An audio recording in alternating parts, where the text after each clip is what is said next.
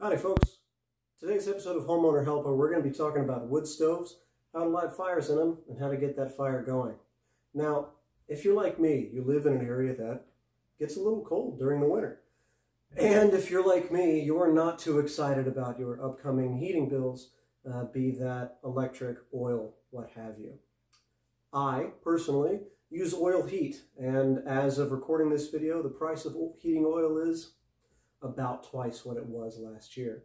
So today, we're going to be talking about using a wood stove as a way to help supplement your heating, reduce the amount of oil that you use. Now, those of you that are wood stove aficionados or pros with the wood stove, probably not going to give you any new information today. Unless, of course, it's a new way of starting a fire and keeping it lit. Now, most folks like to start a small fire and then grow that fire. What we're going to be talking about today is called the upside down method. Hey, kitty, how's it going? You need to get.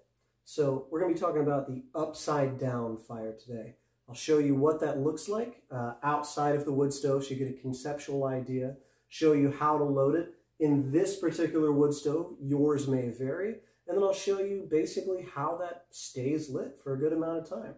So stick around. The first and most crucial step of having any fire that's going to be lit in your wood stove is having wood that is dry and preparing that wood for the fire. You'll see that I have a variety of sizes here. I have our large pieces, some more medium pieces, some smaller pieces, even smaller pieces, and then itty bitty little pieces here. When you're building a campfire, you're generally thinking, okay, I need pieces that are the size of the circumference of my leg, circumference of my arm, my wrist, my finger, pencil, lead.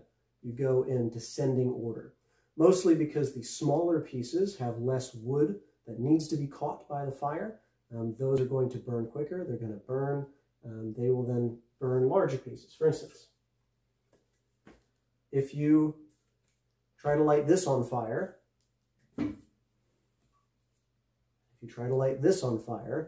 this will catch fire first.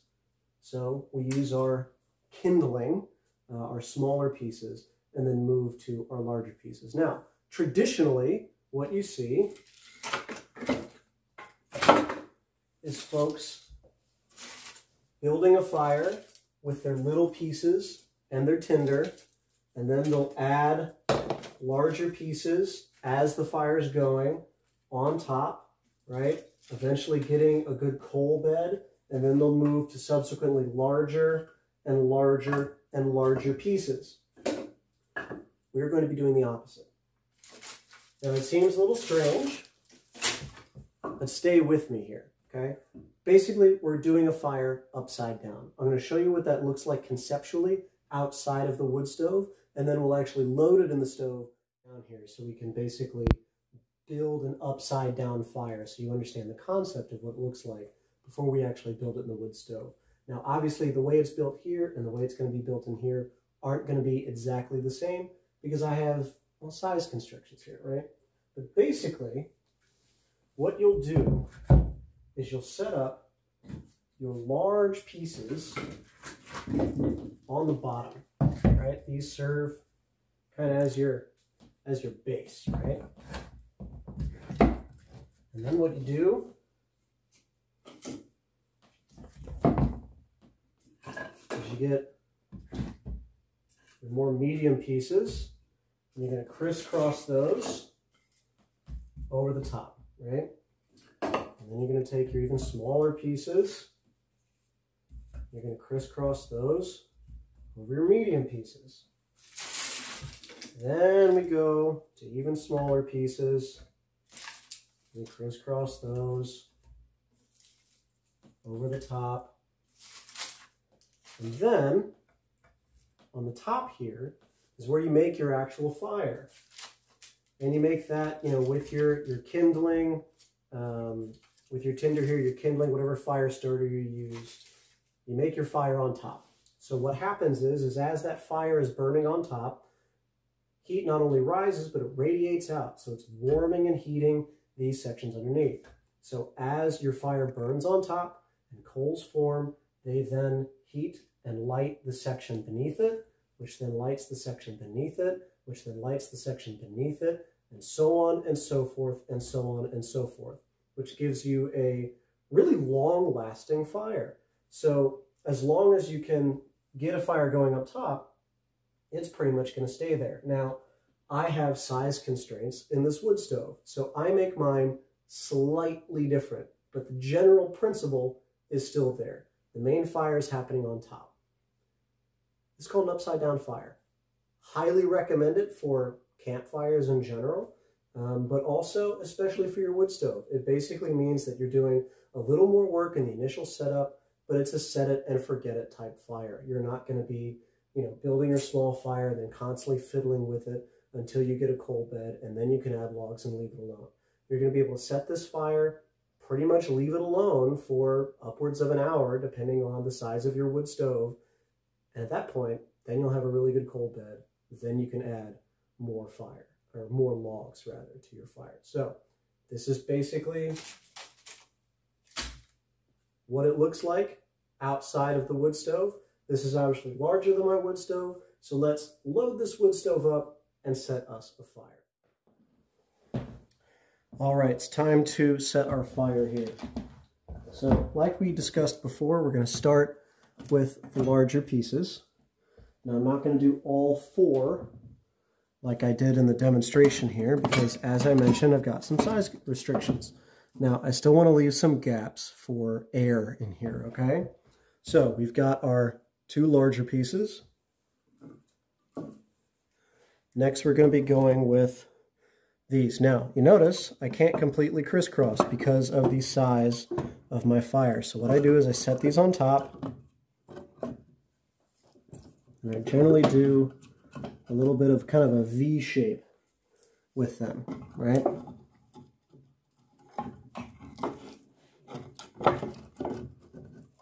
Generally make kind of a little triangle in here. Now, in this cavity right here is where I'm going to be putting crumpled brown paper bags.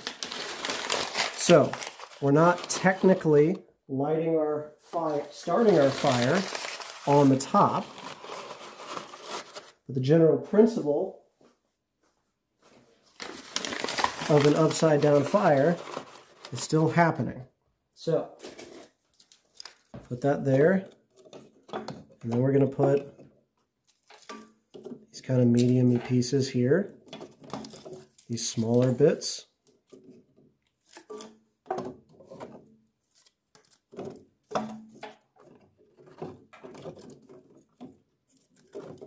Okay. Maybe we tuck some more of the paper right there. So we got these smaller bits here, and then we're going to be putting our really small bits on top. Now this is a mixture of really small splits from some of this wood, as well as some scrap pieces from my wood shop. Now you do not want to do this with pressure treated wood, because that's got all kinds of fun chemicals in there that you don't want. So we got this here. Now what we want to do is make sure that our damper is open. And we're also going to want to open the doors here. Now what this does is basically allows the most amount of air to get into this fire. So we will then go ahead and light the fire. And we're just going to light some of the paper. Now, paper, brown paper bags, they make pretty decent tinder because they light very quickly. But they don't stay lit long, which is why you need a lot of these small pieces. Notice how this small piece here is already starting to catch fire. That's why we use the teeny tiny pieces. So we've got a bunch of air coming in here. Now what I'm actually going to do here soon is I'm going to close this top. And then what's going to happen is air is going to get sucked in through these doors and is going to go out the chimney. Now the other good thing about starting a fire this high is it gets the fire so much closer to the actual draft tube up there, right? You want that to warm up so I can actually get a draft. So we've closed the top. I'm going to move the camera down to the bottom here. Then go handheld for a moment so we can actually see the fire starting to go. And if we lift our lid, look at that. Our top section is already lit. And it's pretty much going to stay lit, and we'll continue to light the rest of the fire. Now, obviously, the trick here is having very dry wood. You hear that hiss. That means that not all of our wood is dry. We do have some slightly damp pieces. Fortunately, there is enough heat and fire from what we currently have that it is going to run through. So, this is lit. I'm going to go ahead and close the doors here. Now listen, if we just crack that door, it's just sucking air through here.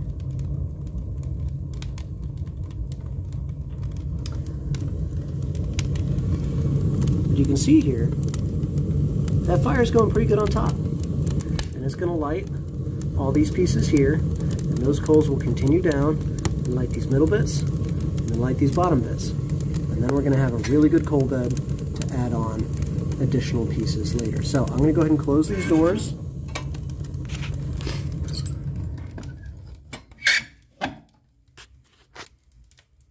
And we're going to set the camera up here, and you can basically see how it goes. So the time now is 8:43. So we're going to come back and check in a few minutes. Now we set this fire about half an hour ago, and it is still going strong. Upside down fires, pretty much set it and forget it, as long as you do the initial parts good. As long as you process your wood the way that you're supposed to, build it in the proper way, and light a decent fire on top, it will continue to burn pretty much for a good half hour to an hour, give you a really good coal bed. Now, it's at a half hour here. We can continue to watch this for the next hour, but I think you pretty much see the point. Even these bottom sections are still going. They're not even burnt up yet, so we've still got a good amount of time to go here. I am going to turn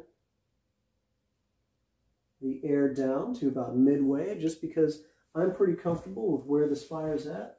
Also, we are sitting at about 450 degrees on the inside there. So I think we can turn the air down a little bit and let this fire go. Enjoy it throughout the night.